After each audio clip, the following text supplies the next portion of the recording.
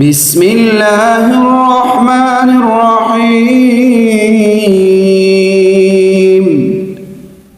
الف لام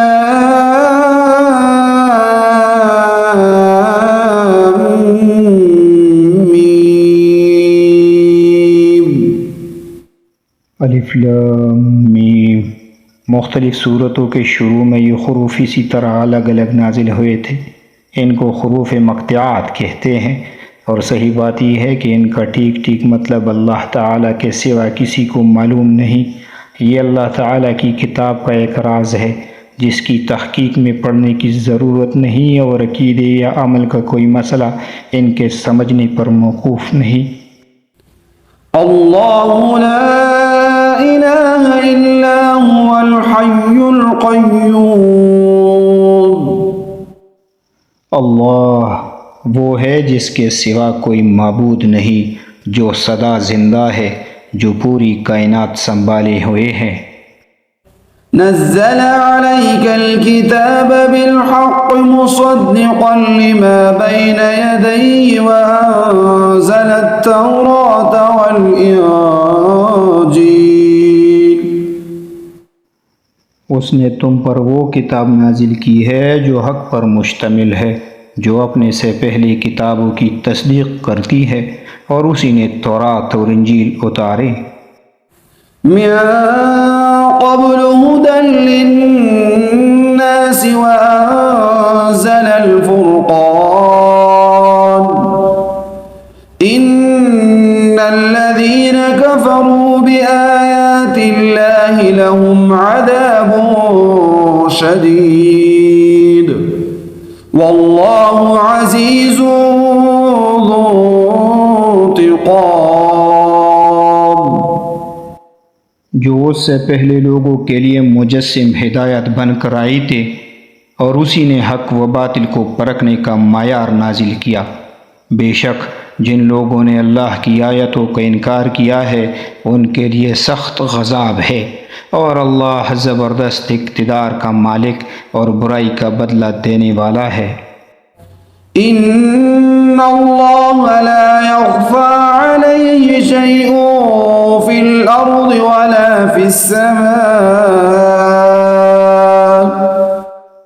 یقین رکھو کہ اللہ سے کوئی چیز چھپ نہیں سکتی، نہ زمین میں نہ آسمان میں۔ هو الذي يصوركم في الارحام كيف يشاء لا اله الا هو العزيز الحكيم۔ وہی ہے جو ماؤں کے پیٹ میں جس طرح چاہتا ہے تمہاری صورتیں بناتا ہے، اس کے سوا کوئی معبود نہیں۔ وہ زبردست اقتدار کا بھی مالک ہے، اعلیٰ درجے کی حکمت کا بھی۔ هو الذي أنزل عليك الكتاب منه آيات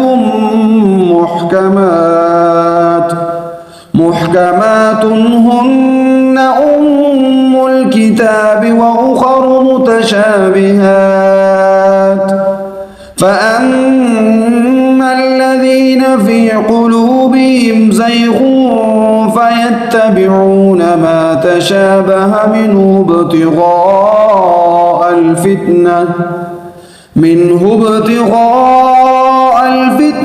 وابتغاء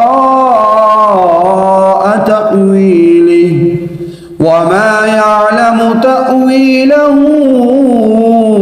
إلا الله والراسخون في العلم يقولون آمنا به كل من عند ربنا